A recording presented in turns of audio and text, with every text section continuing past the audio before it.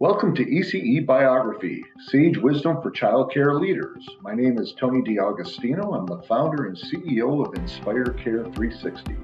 In this series of exclusive podcasts, we will meet with tenured and growing leaders in the childcare field, typically operating medium to very large childcare operations from tens of schools to thousands of schools. Our incentive is to learn what has been the path and traits that make outstanding leaders. Join us to glean the sage wisdom from these experienced individuals. Now, let's get started with ECE Biography, Sage Wisdom for Childcare Leaders.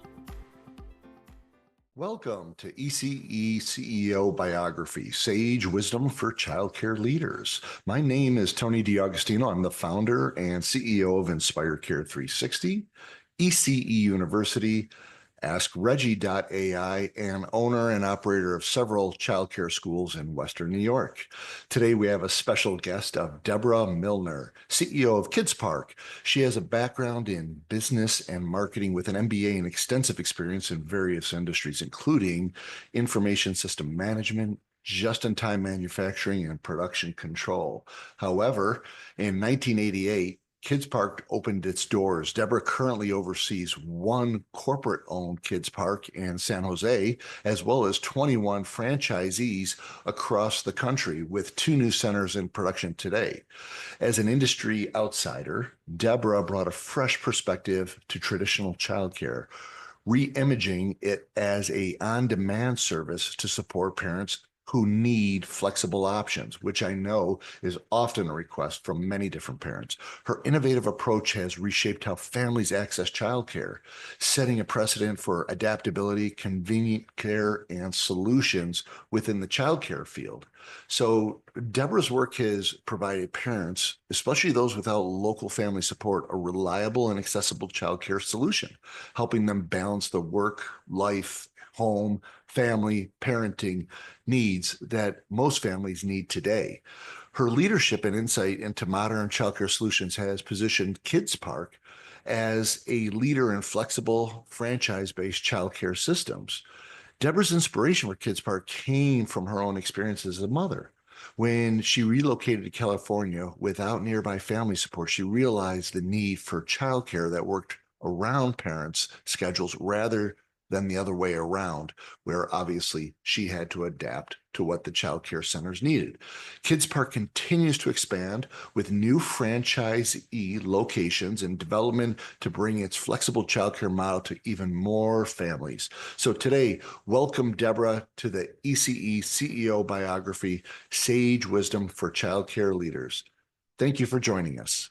Really, thank you for coming on today, Debbie. This is Debra Milner, and she is with KidsPark, and she is the founder and CEO, and I'm really looking forward to this podcast. She has a very interesting business model, but beyond that, too, what I've learned about Debbie is she has a very interesting story.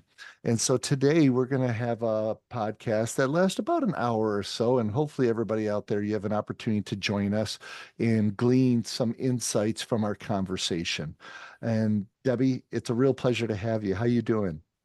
Great. It's wonderful to be here. Thank you. Wonderful. And I think of course, we were having a little pre-conversation before we jumped on here.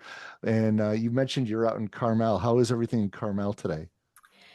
It's, as usual, very beautiful. It's A little jealous. yeah. Well, it's still a place for work though. Yes, it is.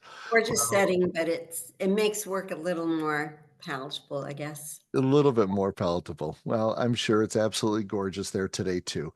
And I'm in wonderful upstate New York in the Finger Lakes area, so I can't complain too much since it is a summer day, not a winter day. True. But with that said, let's go ahead and get started. One of the ways I like to kick off is I like to ask a question about possibly a favorite or fond or maybe even a funny memory of when you were young and something in your life sparked interest in leadership. Did you ever have a time like that or anything that really started to stand out where you're like, you know what? This might be something I eventually may want to pursue is some role in leadership, even if you didn't know it back then. I think I was always in awe of leaders when, going through school or in just current affairs, being able to see people who took control and really made a difference, and people who introduced new ideas without any fear. As a child, that was not me. I actually had trouble speaking when I was little and had to go through like 6 years of speech classes. So I was an extremely shy, extremely quiet child. And then it was after college when I think I just said enough of this and decided to venture out and speak up in different occasions. And the more I did, the more comfortable I became. That's So it really wonderful. wasn't one thing. Well, it's a very similar path for me. I've never mentioned this before, but until you mentioned it, I had a very bad stutter when I was young. And so, and it stutter was probably because of lack of confidence to some degree. And I oftentimes was the quiet one in the group all the way to college. So when I got into college, I actually looked at it as soon as I got there. I was like, okay, these people don't know me. I'm going to start new. Fresh start. Exactly. And I actually joined a band, but that's a different story for a different day. Oh, that would be interesting. But we're But not going to talk that today. Today's about you, Debbie. okay. So, tell me a little bit though, when you were growing up, you're talking about leaders and the fact that they sort of took control of situations. When you were rather young growing up, who were your bigger influences in your life? I think, on a small scale, definitely my grandmother, Sure. um, a woman who immigrated to the US when she was 15, and she Wow. was actually turned away the very first time Okay. because she had glaucoma. She ended up going to Germany all on her own and living there for a couple of years before coming back and being reunited with her family in the States. Hearing her stories and seeing what she was able to do without any support was certainly very eye-opening for me. Um, that was probably, on a most personal level, Yeah. be the person who What was it inspired about? me. What was it about your grandmother? Obviously, the story of her getting there, but you obviously had some relationship with her, as well as the fact that you were able to observe her in action. What were some of the things that you gleaned from her? She did not shy away. So she was able to, despite her background, she just went for it at all times. As an independent woman, and which is very surprising because this is back before women were really um, thought of in that in any kind of business role. I keep thinking Sure. if she was alive today, she'd be a CEO for sure. Oh. But I did spend a lot of time with her. Both my parents worked, and so she was a primary figure in my life. Was she someone who, influenced you directly, had conversations with you directly, maybe even, gave advice, or was she someone you basically just observed in the way she did things and you took away from that? I definitely observed her, but she was the type of person who would encourage you. Yeah. Um, and she'd be honest too. I mean, if you weren't doing a good job, you knew you weren't doing a good job. She But let you know. yeah, yeah. But she was inspiring or she was encouraging, supportive. Um, and I did like that she was direct. And I think sometimes I get that directness from her. And I have to always be cautious not to be too direct because not everyone had that grandmother to know that that directness is out of love. Out of love and not out of criticism sometimes. Exactly. So, well, you also mentioned too that it wasn't until college when you started to, for lack of a better term, come out of your shell. And Correct. what was it for you that started to turn the tide for you, where you started to say, hey, you know what? It's okay for me to speak up. It's okay for my ideas to be heard. I think it was getting recognition from the people I was working with. It's one thing when your family may say something's good, kind of like grandma, I guess, but to actually have it from a third party who is just meeting you for the first time and giving you recognition for good ideas, for implementing a project, for being able to convey all the information in a memo, to build a group around you, because management does recognize who the leaders are in every team. It's not necessarily the person who's appointed as the leader. It's when they look at the whole team, they see who gets it done, who is inspiring, and who is giving the good ideas. Interesting. And so this was obviously soon after college, because I'm gleaning that you went into the work world after college. And do you mind sharing with us what you graduated in? What was your degree in? Business. I was an undergrad in business at Indiana University, and then I went on for an MBA later on. Oh, fantastic. And so what was one of your first job roles when you came out of college that people started seeing some of this leadership emerge? Uh, so when I graduated, I was hired by Eaton Corporation into an intern management program. The Okay. management program would send you around the country 6-week stints at different Eaton facilities to learn different things. So I was all excited. I just couldn't wait to get out, get going, get my life started. And they called and said, well, we have a position in Savannah. And I thought, Savannah, Georgia? I've never been south. Let's try it. But it wasn't Savannah, Georgia. It was Savannah, Illinois, which very, very different, very small town. And I Wow. was just out of school. I didn't have a car. I remember going to buy a car and basically took off the next day, drove from Ohio to Savannah, and started a career that I knew nothing about. I was a very young college student, very not informed on everything. And the job was production control in a manufacturing facility. Oh, wow. I was the first woman there. Wonderful. That's beautiful. It was exciting. Um, and I just learned on the job Was it as far as intimidating for you? it was. It was at first, but the people were just phenomenal. And I still think most people always want to assist. They don't want to cut you down. They really want to help build you up. And it was great. I learned a lot. I think they almost enjoyed it from the standpoint of, oh my gosh, it's a woman. What can she do? And we were great friends, great. It was a great team. I mean, everybody was willing to share. And that's what I still love about working in a team. People really do want to share their knowledge. Yeah. I don't think for the most part, people are trying to keep secrets in order for them to look better. I think if you really are part of a team, you all want to get the team to be as successful as possible.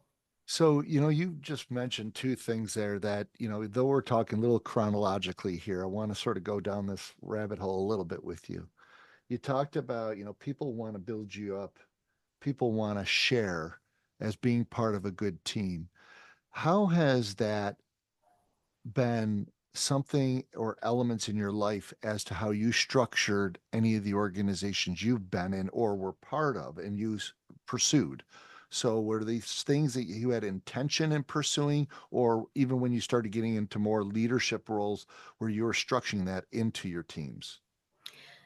It was definitely a conscious effort to incorporate it. And at KidsPark, for instance, our job descriptions are very fluid. I won't necessarily say I'm going out to hire a director or a manager. I will instead look at the person and ask, what can you bring to us? And when their ideas start coming in, that becomes their job description. So it's very fluid. I look for the talent, but also the people who can come into an organization or into a team, because this can be people already at KidsPark, and say, what can you bring to this problem that we're trying to solve, to this program we're trying to implement? And I'm always amazed at some of the different insights that people will bring. And even though that one insight might be right, by the time 3 or 4 people touch the idea, you have it. That's awesome. So one of the things that I think that schools, childcare schools, ECE schools have struggled with for a long time, down to the teacher level, down to the cook level, the bus driver level, but also to the administrative level and then up into management, levels, is really solid hiring and the recruiting process. How, with what you just talked about, how does that affect the way that you try to recruit and you look to build a team? What is it that, is there any secret sauce to the way that you like to interview or have your team interview candidates? I definitely like to get multiple opinions, just from the standpoint the person's going to be working with everyone. In, and depending on the position itself, um, it can vary. But I will always ask, once we go through our concept, since we're not a traditional childcare center, so our positions may or may not be as traditional as other centers. And from that standpoint, I always want to explain what we do, why we do it, and then ask, what would you do differently? Or what would you add? Because I don't think any organization can just say, we've got it, we're done. I think we're always improving and growing. Well, that's wonderful. And I can't wait a little bit later in our conversation. I want you to describe for our audience exactly what Kids Park is and Mhm. where the concept came from. Sure. So when you have when you have recruited and you have hired, has there been anything in particular in the candidates you look for or a common thread that you're like, yes, they're a fit for us? Or no? Or is it just individuality? No, I think you're right. There is a thread. And I think that's one of the thread, to have that thread makes us cohesive as a group.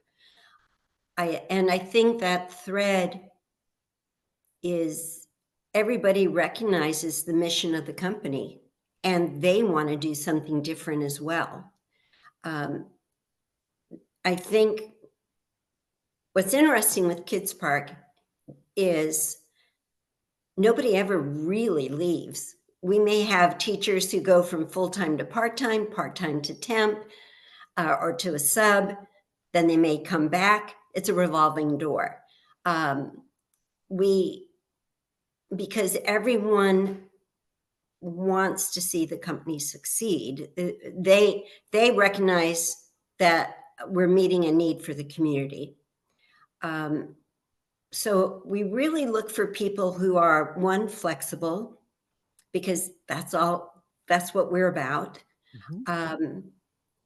We also, and it's flexible not only in their time, but in the positions that they want, because we are always rotating different areas of supervision or different age groups. So somebody has to be able to be flexible and want to work in a very team environment, where they may have 2-year-olds to 10-year-olds. They may be doing art, they may be doing movement activities, they may be doing story time. They have to be flexible and ready to pitch in, basically. Wow. Well, I appreciate you going down that rabbit hole with me a little bit because it gives me a little bit of insight onto how you think and also how you've started to build your organization.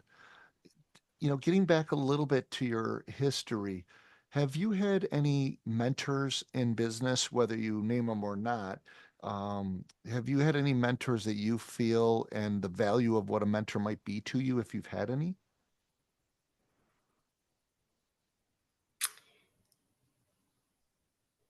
I think I was fortunate in that I worked in the tech industry for quite a long time, and specifically at Hewlett Packard, back Okay. when it was what people would call the HP way, which was management by wandering around.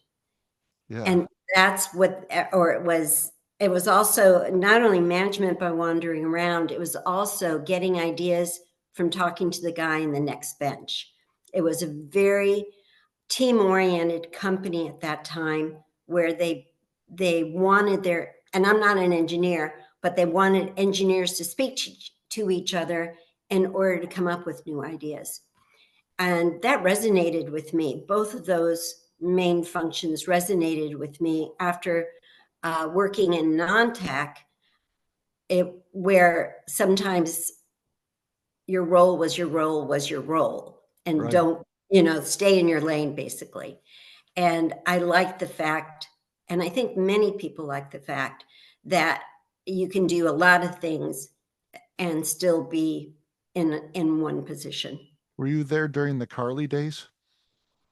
Um, just before her, but yes. Just No, I before. was just there. Did you? Okay. Now I had read her book and she had a little bit of that theory in her book. Yeah, I think, was she the CEO after John Young? I Or believe there was someone in between, I think. there might have been someone between, but still, I just remember that, a little bit of the theory. And when Mhm. you were there, at HP, obviously wandering around a little bit, not just staying sort of in your box. What do you think that gave you from a leadership perspective? What did you take away from that? From a leadership perspective, it was the idea that a leader has to understand what is being done. And in order to make reasonable asks and to be able to know what an implementation process would be. It's very easy sometimes to just say, oh, I wish they would just do this. Well, you just can't wish, no matter what level you're at. You have Right. to make sure that it makes sense and that people agree with you, um, and that it's a well thought out implementation. Yeah, well, is I use the term often, and they've written a few books on it. Hope is not a strategy. Exactly. Right. Not one you should stick to for too long. Yeah, so wishing is not a strategy. It's nice, but it's not a strategy. No, So, no. you know, with these previous leadership roles, how do you think those affected where you landed today in your current capacity as a founder and CEO? I think one thing I learned about myself is I wanted more control over my my life, basically. You hear people talk about work-life balance. I heard someone say it's really, um, oh, lost my train of thought. I can't remember what they said it was. It was a great one, but Yeah. um, it was, work-life balance. I knew I was going to work, and I know I'm the type of person that I'm going to give it my all. I'm definitely going to work more than 40 hours a week, but I want to choose when I work it.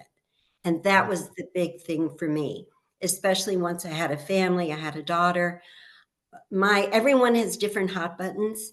My hot button was I want to be home when she gets home from school. Okay. I um, both my parents worked uh, days and evenings. So I went home to an empty house, and I didn't want that for her. And that was important. Well, I couldn't do it. Didn't matter how early I went in to a regular corporate job, I was still expected to stay to the end. And so for me, leadership was also a way to be able to get some control over my life because I'd be calling more of the shots. And even to this day, I like leaving work around 2:30, 3 o'clock, taking a break, and then I can catch up in the evening. And we offer that to our employees too. You know, everyone has different things that are important to them, and we want to try to make sure that they have access to that. Yeah, today's world, if you're not in tune with flexibility, you're going to be out of tune with with you. Well, well said. Yes. So, and it's fortunate or unfortunate, but you have to definitely do that if you can't consider flexibility these days. But, with KidsPark, was this, tell us a little bit about KidsPark. Tell us about the model. What is KidsPark all about? So KidsPark is non-traditional childcare. We do childcare differently in the sense that we're primarily hourly care. So we're not for the parent who has, you know, a 8 to 5 type job. We really are trying to address the needs of people when they just need a few hours here and there, or they only need a few days a week, but the days may vary.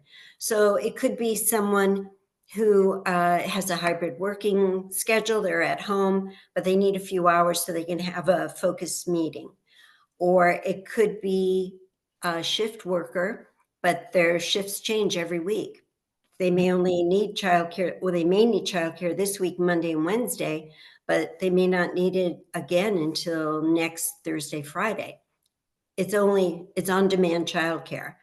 And Wow. it's for the parent, let's say both parents work, but mom drops off at 3 o'clock to go on to her job, but dad picks up at 5 o'clock when Wow. he's coming home. And it could be for the parent who just wants to go get a haircut, doctor's appointment, go to school, work. It's endless. The main thing is, if you had grandma living down the street and you needed care and you knew you could always count on her to be there for you, that's who we are. You can Wow. count on us to be there when you need us, but you only need to use us when you need us. And we charge by the hour. And so we can do hourly care, backup care. We do offer enrichment programs, preschool in the morning. We try to meet all the needs that a family might have, but And we do not want to be full-time care. That's not our niche. so are you a licensed program or are Yeah. you in the category of not like, okay, so you're a Nope, licensed we are program? licensed. We have to meet all the regulations for each state. We have done some work to get some of the regulations changed for our type of care. Predominantly, we've done this in California, which is where we've started, but we are looking at working with other states. The main thing is, most regulations, and I think many people might agree, most of the regulations haven't been updated to meet the needs of today's families. Yeah. Yeah, they're I own still schools geared. too. So I know they're still geared to the 1950s, moms at home, or, it's just very, very strict. And it that's doesn't rigid. give you much room to be innovative, which is what we need. Um, and so because of that, I think it's really important for all of us in childcare, or those who might be interested, to try to get legislative change, because licensing is there only as an enforcer. They're not an inventor. They don't have a vision. No, it's not for them to facilitate the growth, obviously. But No. for you to be innovative here, what was it? Did you right out of the gate, did you start in more traditional childcare and migrate to this, or did you incept this idea right from the beginning and be like, this is where I want to go? How did this idea come about for you? I needed this, Kara. One of the best advices I'd gotten, when we were talking at one time about, well, how do you come up with an idea? If you want to go off on your own, you can consult or you can start a new business. I didn't really want to consult. And so I was trying to think, whoa, what is it that I want that I can't find? And I had a long list. Some of them were pretty crazy. But I hit upon this one because I was in California with a 2-year-old. My husband was traveling about 3 weeks out of the month, and I was trying to work full time. I was at my wit's end trying to juggle it all. And I thought, I just wish I could put her in an environment where she could play with other kids. It'd be fun for her. I'd be guilt-free for me because I know she's having fun, and it'll be safe. And I thought, well, yeah, why isn't there such a thing? And so I asked some friends and even went to preschools, mothers groups. This is before Facebook. So I actually went out and did all my research face to face, asking people, would you use this too? Or am I the only crazy one? And I was getting so much feedback that, yeah, we need it. And especially in the Bay Area where I live in California, a lot of transplants. Sure. Many of us do not have a support system out here. Right. And I'm also, sure too that, in the Bay Area, there's very large populations and a lot of people, coming and a lot of people going. Yeah. So when you developed this idea, how many locations are you up to now? We are up to 22 that are open, and we have 4 who are looking for locations. Fantastic. And we are growing organically through franchising at this time. So you're franchising, which is wonderful. That's wonderful for you. When you started this, you know, what did you take to ascend from, I have one location, maybe 2 locations, but I actually want to start to franchise and I actually want to get this to a much bigger model. What was it that sort of helped propel you there? Well, it's kind of funny. I was getting phone calls out of the blue from people all over the country saying, my sister uses you, or I used you when I visited California. Now that I'm back home, I want one in my area. Can you tell me how to do it? I'm thinking, on one phone call, I'm going to tell you how to start a business? I don't think so. And as it wa- as it turned out, one of our board members knew the president of Gymboree Play Programs, Sure. and I had an opportunity to meet him, who is now Robert Campbell, who is now a member of our board of directors. Oh, great. And he and I had a conversation talking about, could franchising work? What does it take? What's the upside? What's the downside? And it felt that that growing through franchising for a child-oriented business made perfect sense, because people, I think, still would rather know that the person who's in charge of the facility lives in their community and Yeah. is not just 1,000 miles away or whatever. Right, absolutely. Mhm. And, as you started to develop this organization and started to grow, you started to continue with your leadership as appropriate to expand from one to then change your business model to like franchising. What would you say is your leadership style? You need to ask my staff that. um, I think Well, I think it changes based on what needs to get done, to be honest. I know that if it is we're under the gun to achieve one thing, to get a task done or to achieve one thing that is very important, I think I can be more directive. And I think in those times it is appreciated, because when you're under stress to get something done, you don't necessarily want to sit back and try to think this through. It's almost better, just tell me what I need to do to get through it. But I think when it's a, a leadership style where we're trying to figure out something new, it is definitely uh, group oriented. Everyone gives ideas. Everyone um, will make suggestions, and we can see what we can build on that. Um, And at that point, I think I play more of the mediator and trying to get it all to come together into a plan. And I also like to delegate responsibility for We're back on. I think my leadership style changes. I think you froze again. Whoop. Tony?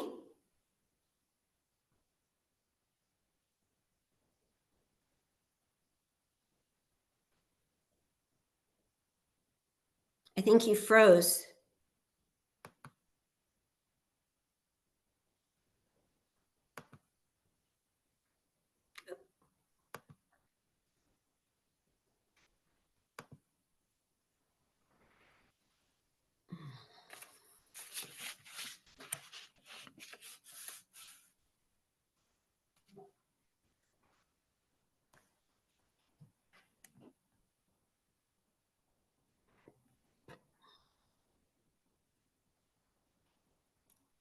Are you back? We are back. So, yeah, I'm not exactly sure what happened, but I think it was my issue. I think I lost internet connection for a little bit. Ah, So, my apologies, but it's something that's a little bit out of my control. So, what we're no going to try to problem. do is we're still going to continue again, but I'm going to start off by just asking you about your leadership style again, and we'll start from there. And Okay. heck, if we can't get through this question, we know the question's the issue. So, I agree with you. so all right. So, Debbie, we're having a little bit of a technical issue there, but I wanted to ask you again, what would you consider or would people consider about you is your leadership style? I would definitely think people will say she has many styles. I think I change my style based on the need at that time and on what we're trying to accomplish. As I love to gather ideas, and I think that works when it's a non-stressful situation. You're trying to build something new and you have time to put everything together, and also time to recognize the input coming from people so they can maybe take on the role of being the leader on this new idea so that they have ownership of the project. But other times, if it's something that has to be done quickly or it's a stressful situation, I know I can be more directive. And I think people do appreciate that. It's kind of like if you're on a sinking boat, you don't want to discuss it. You just want Yeah. someone to tell you, you got to get in the lifeboat. It's not time to start coaching. No, it's not. Go do this now, Exactly. please. So, no, that's wonderful, in sort of a sense when you look at it. And when it applies to the ECE childcare world, we have people who listen here who are emerging and ascending childcare leaders themselves who listen to this. Um, from your experience, and yes, you're non-traditional, but you're still dealing with children, you're still dealing with parents, and you're still dealing with staff. You know, what would you think are some of the kind of traits that makes a leader successful in the ECE world? I don't think it's any different from any other world. I think you have to have people's respect. And it's not necessarily that they like you. I know we all say that in many situations, but they do have to respect your decision, knowing that you've made it soundly. It's not something that we do, off the cuff. I think people need to respect you. Yeah, and I would assume that respect comes from your actions of what you do and building trust, I would assume. Oh, absolutely. Absolutely. And it's also the fact you want people can rely on you. It's the old saying, say what you're going to do and do what you say. Sure, absolutely. Making sure you follow through with whatever you say. I see Exactly. it all the time where leaders will do surveys of their teams, they'll have discussions with their teams, then they never take any action after it. Exactly. They did the first part and they thought, well, maybe that's enough. No, Yeah. exactly. And then people are waiting a minute. Okay, wait a minute. I gave all this feedback. Now what? you know, Nothing's changed. nothing's changed. No. Well, let me take the conversation a slightly different direction. What is your favorite part of your day? Well, I used to say that when I was getting frustrated with any of the work, my favorite part of the day was to go to our front desk. With our check-in process is almost it's almost like a retail or a service industry. Parents walk in at all different times. They're greeted, and the children are checked in. And my favorite part would be to go there, do maybe 4 or 5 check-ins, get in touch with the customer again. And I knew that within a couple of check-ins, someone's going to say, I don't know what I would have done without you today. You saved my life today. Ah, And it's when I hear that, it's like, okay, I'm getting re-energized. I know what we're doing is right. We just got to figure out how to do it.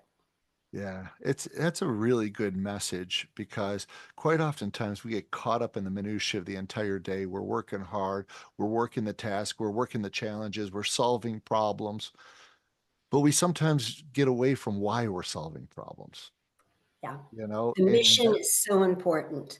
yeah. And when you start recognizing that you're giving that respite for that parent, you're giving that opportunity for that parent to spread their wings and have a break themselves so they can be fresh for their child when their child comes back to them. Exactly. So, one of the things that's curious for me because I run more of traditional schools, childcare centers in Western New York, in addition to Inspire Care 360, you know, how do you look at, and I know this is more tactical, but it's curious for me, how do you manage scheduling? Because it seems like in your world where scheduling is tough enough with a dedicated families coming at certain times and everything, and we're just trying to manage scheduling for staff alone. That's like, that's part of what I call the secret sauce in our industry. Your scheduling has to be on, the umpteenth level. This is 400 masterclass scheduling. We have some very talented people. There are a couple of things that make it work for us. One is we have 30 some years of history. We can almost predict when people are going to come.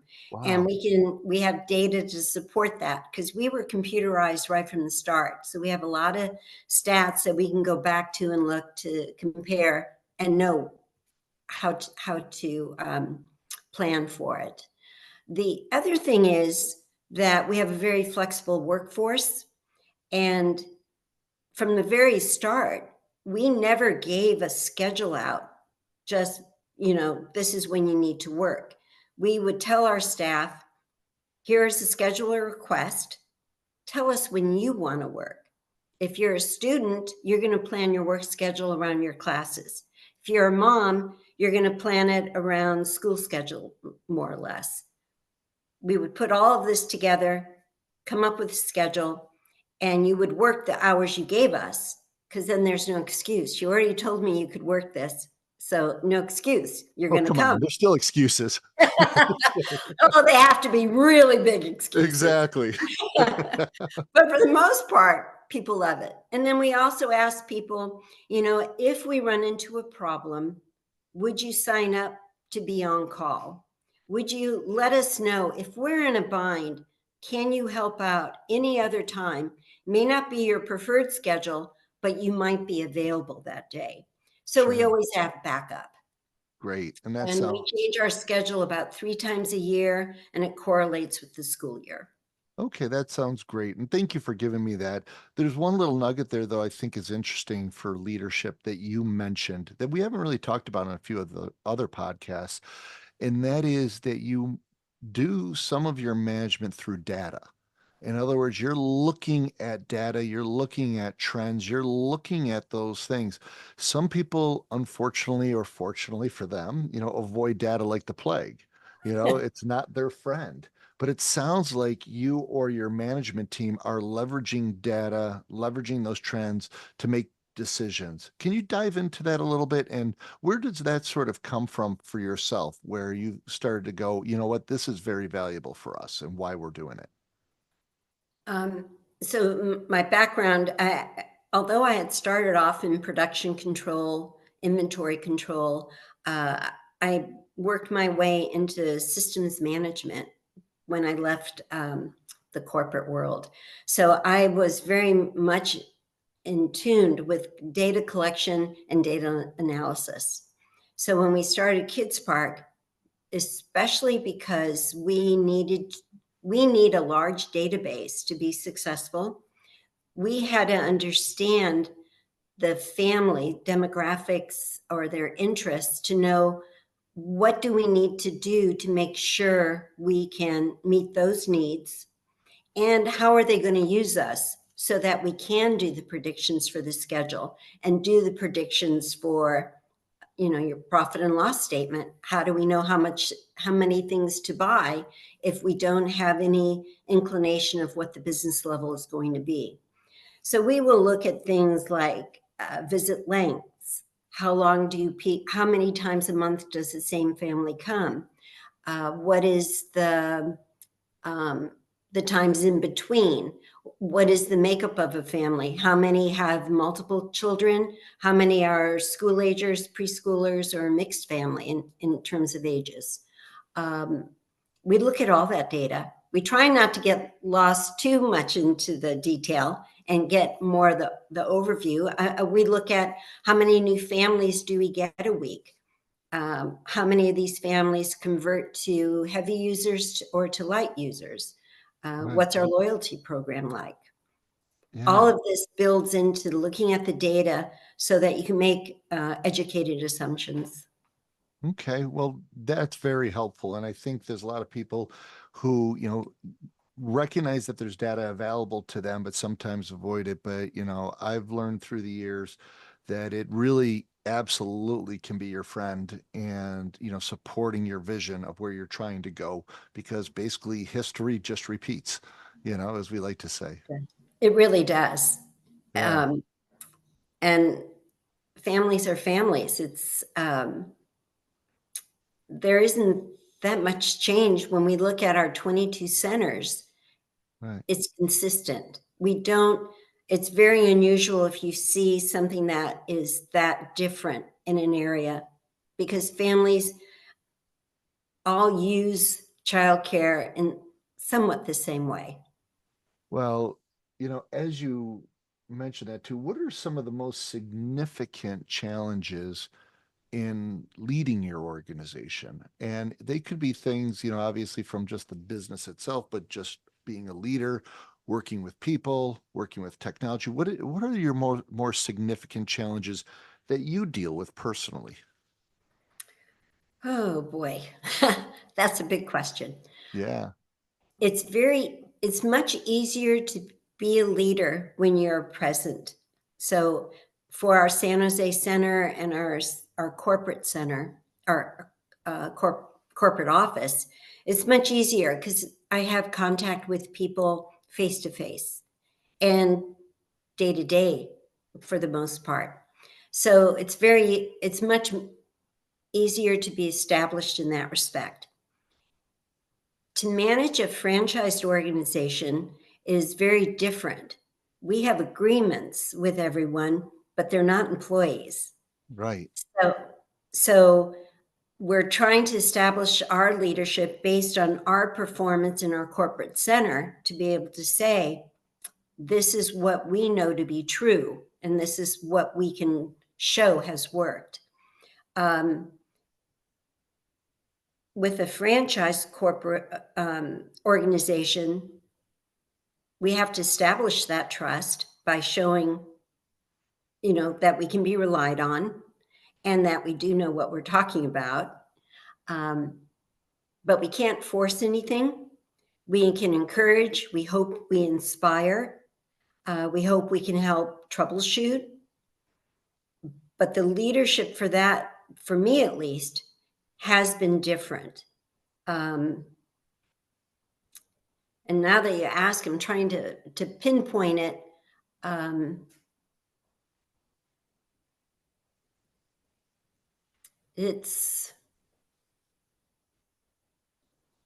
Well, I could go back and tell you why I didn't become a consultant. Let me do that, and maybe that will shed some light on it. Sure.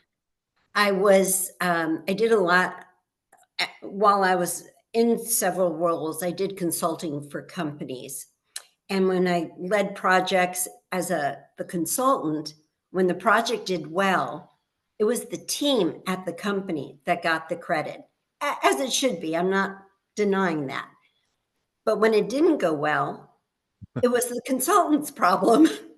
And Exactly. yeah, and I didn't like that role because it wasn't necessarily the consultant's problem. As we all know, it could be the implementation at the company side too. And sometimes I do feel that as a franchise organization, we can have things pointed at us that it could be our problem when we can look at it from an implementation standpoint and say, ooh, we wish this franchise might have done something different. I think working with franchises is great. I I have loved the fact of meeting people and seeing people being able to grow in their, get self-sufficient and grow in their own right to be major business owners. I think it's terrific. I'm just saying it can be sometimes hard. Yeah. And I guess it's like parenting too. You want to tell your kid, do this, but you can't. A lot of Yeah. times they have to learn it on their own. And perhaps that is the better analogy. No, and I think that's a great analogy. And as you ascended from running your own organization then to franchising, what do you think was the lesson, one or two of the main lessons learned about how you had to implement your leadership style with franchisees who, again, they're putting their own money in, they're putting Right. their own time in, they're putting their whole life in, you know? So just like you are for your business, they are for their business, but they're part of your organization. So what would you say were some of the things that you said, okay, this is how I need to look at things different now that I have a franchise on my hands? In terms of working with the franchise or in Yeah, terms, like just of your leadership, because you obviously, like you mentioned earlier, if you're on the boat, you could tell people go take the life raft when they're usually your staff. When it's a yeah, franchise, you really sometimes can't tell them go take the go take the life raft, right. you know, but you could say, hey, there's life rafts on here if you need them. Yeah, might be a good It idea. might be not bad. Yeah.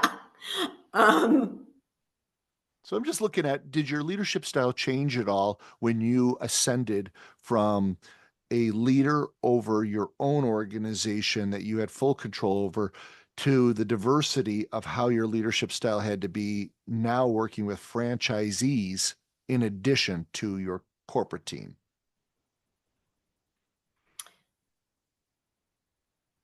I don't think it has changed. I think the one thing that I have to be very cognizant of is go slow at first with a new organization because they have to get to know you. Yeah. And I think if you've purchased a franchise, they must respect you to begin with, or else they wouldn't have purchased it. But you do have to get established, and sometimes um, I'm all set to get going. Let's move forward, and I do need to go slower and make sure that everyone is comfortable and they understand not only the process but the people they're going to be working with. Yeah, that's very good advice and guidance. If you don't mind sharing, I know that this brings up some of the humility sometimes, but in your ascension of leadership, there's sometimes where leaders fail or fall. Is there any times that come to mind where maybe you have like, well, that didn't go the way planned, and any major lessons that you learned from that? Oh, If I was asking the question myself, I say there's so many.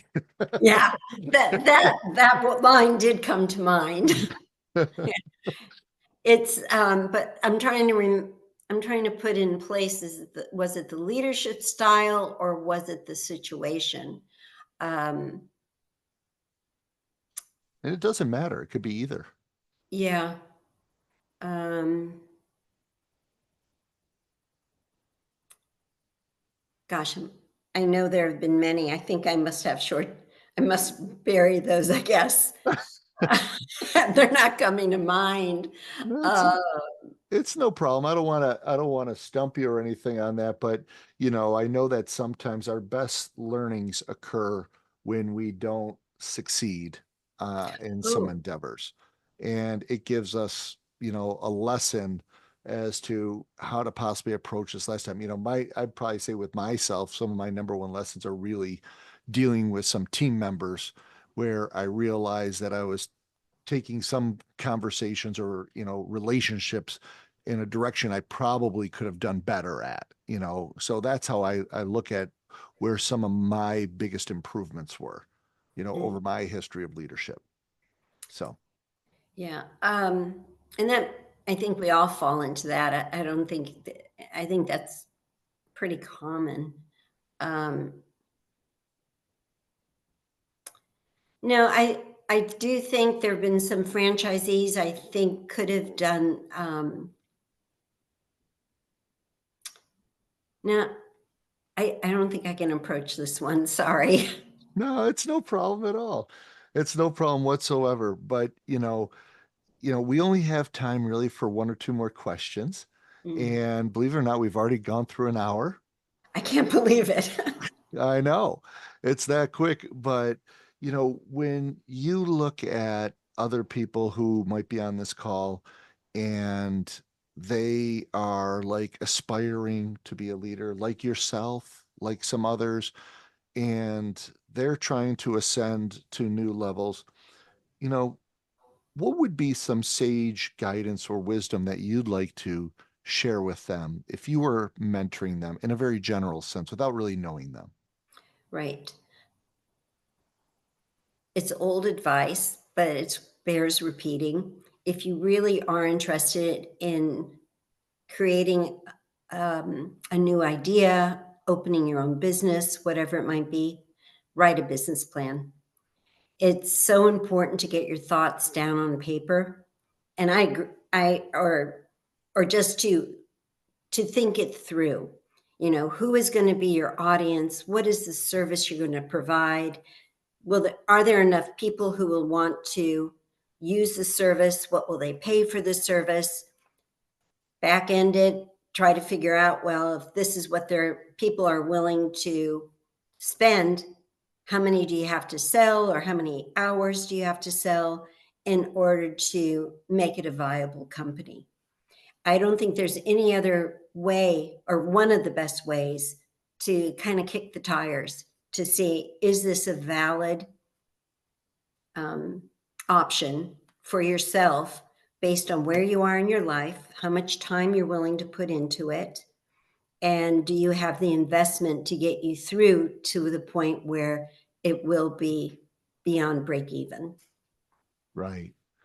So Right.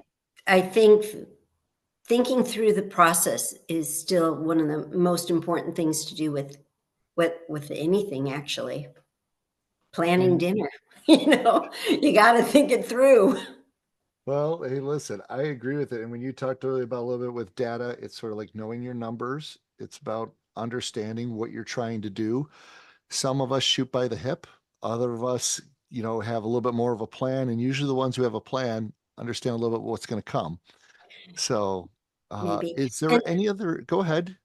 no, I was just going to say, because you do mention this looking at it, being more analytical. I know that childcare is a warm and fuzzy, and you have to be, um, to be in this industry. I think you do want to recognize the wonderful people who really make it work, and they may not be analytical, but they love being with the kids, and they provide such a wonderful service. And I think it's great, but even they need to look at what's it going to cost to do this, or how do I make it work? Because childcare itself is at a very critical time in its history, in terms of, public schools are trying to get involved in childcare, Right. and we need to make sure that our centers do stay profitable and do stay relevant to the community. Sure, absolutely. And with that, because that was dovetailing into my last question, really, is if there's any additional advice you would give for those, budding leaders, and you just gave some good advice. Anything else? I do what you like. I mean, do what you love. I know they say that as well, but it really makes a difference if you're working on a mission that you really believe in. Then it may be frustrating, but it's not work. It is something that you are pursuing because it is your dream. Wonderful. Well, Debbie, I would really thank you very much. I want you to, is there anything you would like to say before we sign off on here, about Kids Play? If anybody's listening to this and goes, wow, that's a really interesting idea, or I'd like to maybe set up a franchise for Kids Play. What are your thoughts on that? Well, if you're interested in KidsPark, please KidsPark. My apologies. That's okay. It's a good name though, Kids Play, yes. Yeah. If you are interested, we would love to talk to you. You can check out our website, kidspark.com, and look at the franchise opportunity. It's described in detail. Or if we're in your city, please come by. We would love to meet you. But yes, we are growing organically, and we appreciate any interest you may have. And is that in all 50 states, or is there a priority? Right now, it's we will entertain all 50 states. We always say we are a good fit for wherever there's children. But it has to be a good number of children. We're not probably the best fit for small towns, to be honest. Yep. But if you are in a city, we are very interested in speaking with you to see if it would be a fit. We're not in all 50 states yet, so we're in 10 states now, and we will evaluate each one as they come in, as the request comes in. And one of the things we will do is, if you want to pass on some information to us, we'll put that right into the notes of this podcast, so anybody listening will be able to see some of that information to get a hold of your team, so they could reach out and have a conversation. Well, Debbie, I'd like to truly thank you for spending this time with us on the ECE CEO podcast, Sage Wisdom for Childcare Leadership. My name is Tony D'Agostino. I'm the founder and CEO of Inspire Care 360, and it's been my pleasure to interview Debbie today and have the opportunity to learn from her, to laugh with her, and to just enjoy some time with some peers in the industry who I always probably get the most benefit out of all of these. So I am a little selfish that way, but I like to share it with all of you out there. So I want to thank you all very much for joining us today. Have a wonderful day. And again, thank you. Bye for now. Thank you. You have been listening to ECE Biography, Sage Wisdom for Childcare Leaders.